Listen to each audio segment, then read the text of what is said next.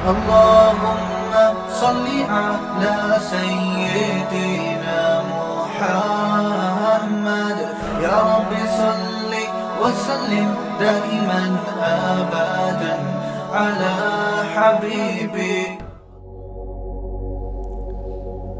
دیکھو اسلام میں سب سے پہلے جان کی حفاظت ہے. یہی وجہ ہے کہ جان بچانے کے لیے خنزیر کھانے کی بھی شریعت نے اجازت دی. تو جان پہ کمپرومائز بولو نہیں کرنا چاہیے. دوسرے نمبر پر عزت ہے یا پیسہ ہے؟ عزت ہے. دوسرے نمبر پہ سب سے زیادہ جو چیز حفاظت کے لائق ہے وہ پیسہ نہیں ہے بلکہ کیا ہے؟ عزت ہے. تیسرے نمبر پہ سب سے زیادہ حفاظت کس چیز کی ہے؟ پیسے کی ہے. آج تینوں کی حفاظت کا مسلمان کے پاس سرے سے کوئی انتظام نہیں ہے. الٹے الٹے مشورے، الٹی الٹی باتیں. اکثر علماء جو شہید ہوئے نا ان کے متعلقین کی غفلت کی وجہ سے شہید ہوئے. کل ہم کہیں بیٹھے ہوئے تھے، کسی نے کہا کہ حضرت مولانا اسلم شخبوری صاحب آیا کرتے تھے ہمارے پاس بغیر کسی گارڈ کے. کتنا اللہ پہ اعتماد تھا، توکل تھا. ہمارے پاس آیا کرتے تھے بغیر کسی گارڈ کے. اتنے مشہور آدمی تھے. میں نے کہا اسی وجہ سے تھے، اب نہیں ہے. اسی وجہ سے تھے، اب نہیں. تو ہمارے ہاں سب سے سستی چیز انسانی جان ہے اور انسان کا خون ہے، اور جن میں علماء سب سے پہلے. عبرت ہی نہیں ہوتی نا.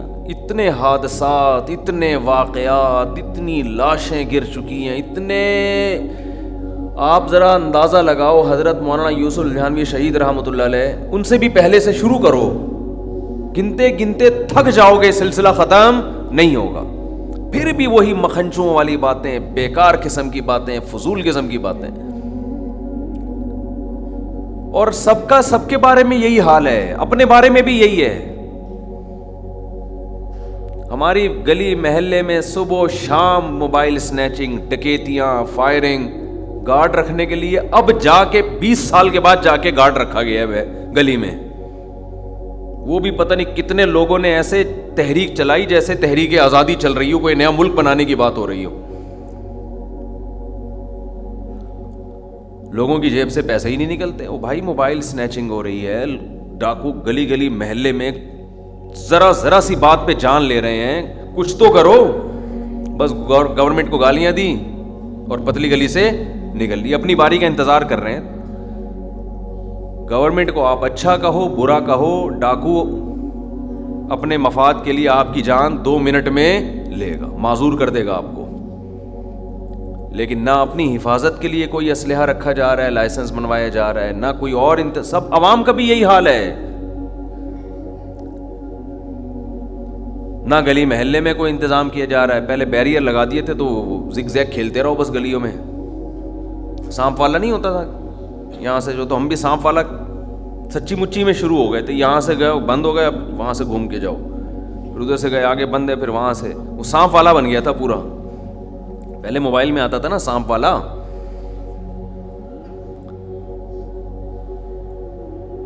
کہیں گٹر کا ڈھکن کھلا ہوا ہو، انتظار کر رہے ہوتے ہیں 25-30 آدمی گر کے مریں گے تو پھر ہم اس ڈھکن کو بند کرنے کی کوشش، کوئی خیال نہیں ہوتا. نہ اپنی حفاظت نہ اپنے اہل. پھر گھر میں بھی اپنے ماں باپ کے ساتھ بھی یہی حشر ہے.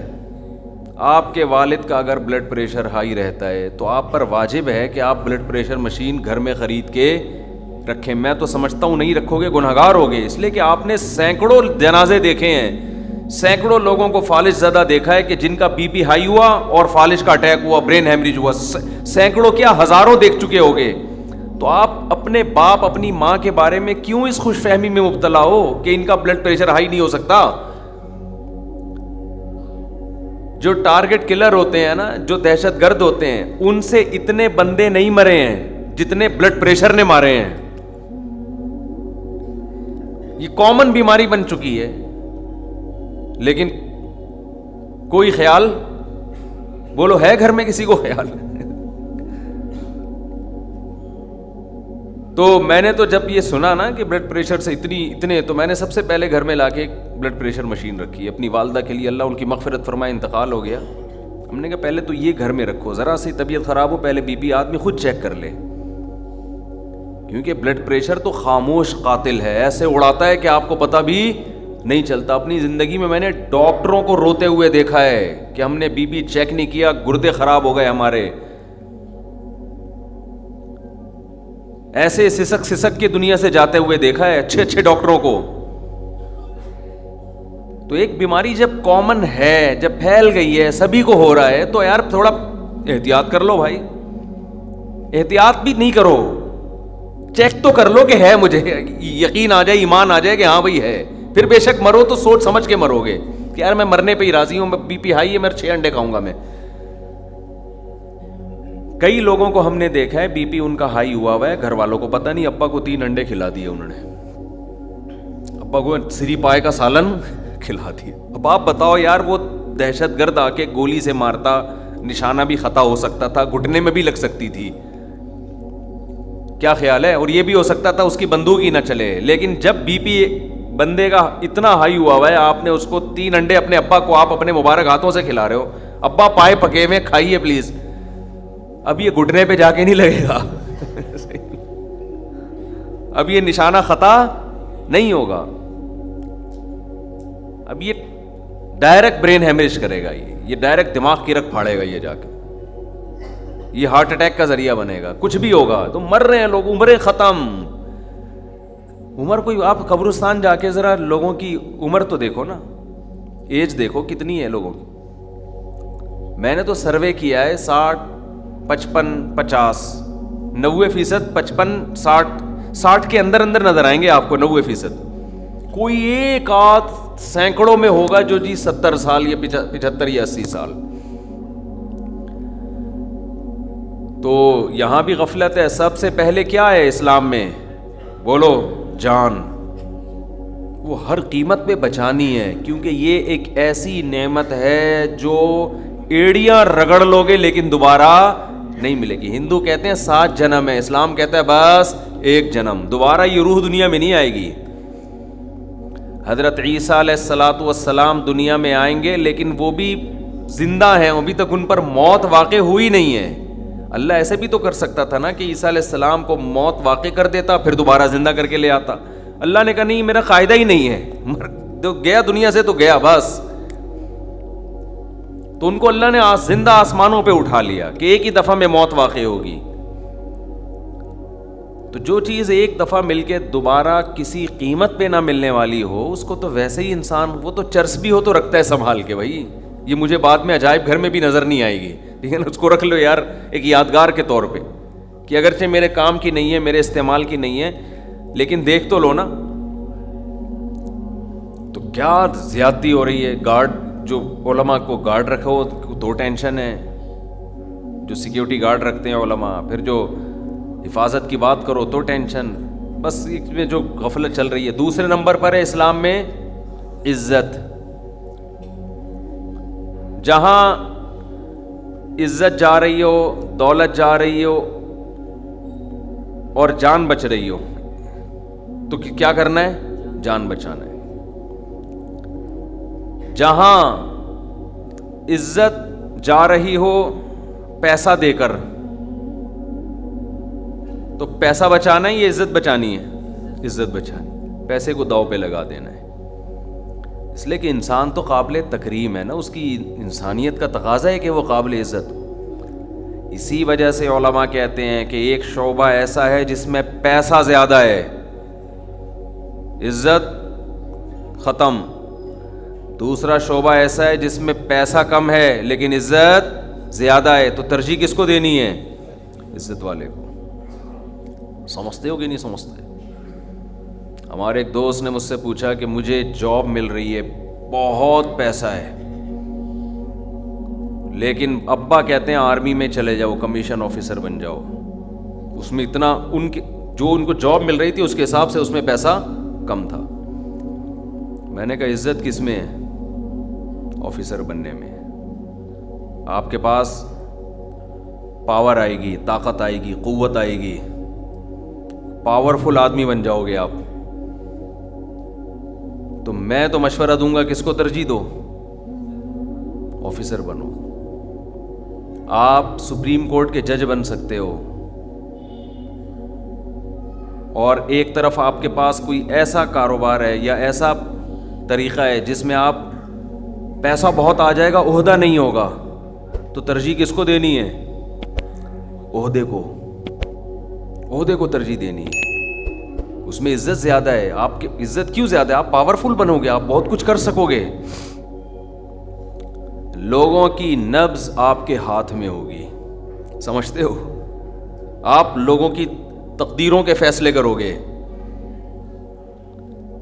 تو اسلام کا مزاج ہے کہ اسلام چاہتا ہے آپ پاورفل بنو. پیسے میں بھی پاور ہوتی ہے ایک خاص حد تک, عہدے کی پاور اس سے زیادہ ہے.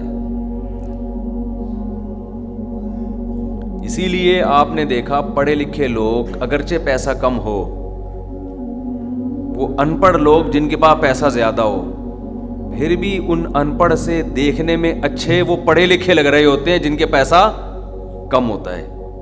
وہ پڑھے لکھے زیادہ سلیقے والے ہوتے ہیں, زیادہ میچور ہوتے ہیں, ان کی بات کا انداز, بات چیت, ان کا مینٹل لیول, یہ ہر لحاظ سے اس دولت مند سے یہ بہتر ہوتے ہیں.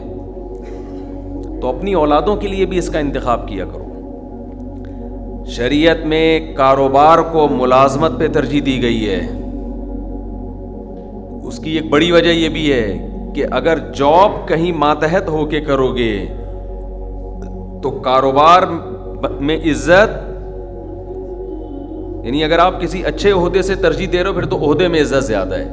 لیکن اگر عہدہ ہٹا کے ملازمت کر رہے ہو اور ایک طرف بزنس کر رہے ہو تو عزت کس میں زیادہ ہے؟ بزنس میں, کیونکہ اس میں آپ کو کسی کے ماتحت رہنا نہیں. آپ کا ٹھیلا بھی ٹماٹر کا اپنا ہے نا, تو کوئی آپ سے پوچھے گا نہیں کہ تو 8 بجے کیوں آ رہا ہے, تیرے باپ کا آفس ہے یہ. 8 بجے تو ویسے جاتے بھی نہیں لوگ, 11 بجے. اتنے اچھے ہونا شروع ہو جائیں کہ 8 بجے پہنچ جائیں پھر تو کیا ہی بات ہے نا. تو اسلام کس کو ترجیح دیتا ہے؟ تجارت کو. آپ کے کوئی پوچھنے والا نہیں ہے. اللہ چاہتے ہیں کہ غلام بنو صرف اللہ کے.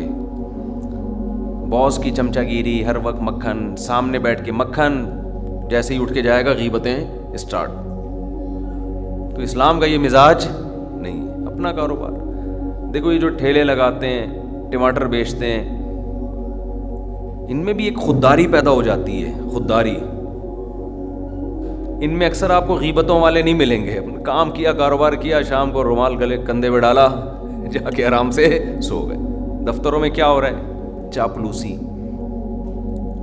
اس کے لیے اور بہت سارے الفاظ ہیں لیکن مسجد کے ممبر پہ مناسب نہیں ہے. ویٹ لفٹنگ کا لفظ بھی استعمال کیا جاتا ہے عام طور پہ, جم جاتے ہیں نا لوگ. تو بھائی یہ کٹ کر دینا, پھر یہ وہ بھی توہین ممبر و محراب کا کیس بنا کے ایک اور کیس شروع ہو جائے گا. آج کل مارکیٹ میں توہین کے نام پہ کیس بڑا آسان ہو گیا ہے.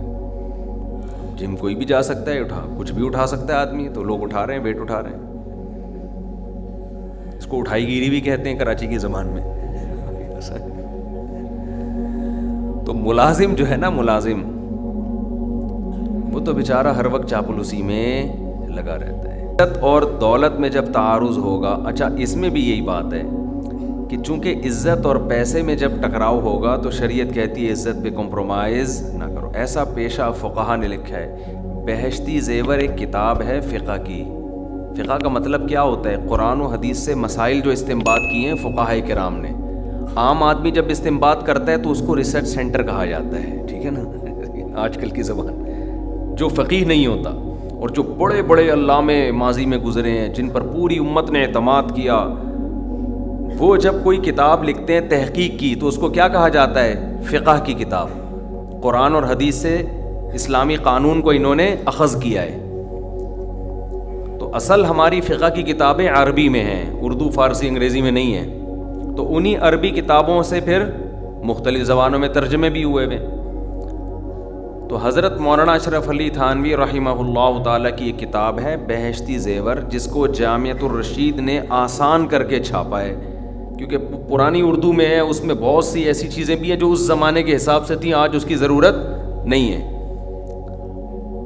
تو آج کے حساب سے اس کو آسان کر کے چھاپا ہے، تو اس کا نام بن گیا تسہیل بہشتی زیور، یعنی تسہیل کا معنی آسان کر دیا.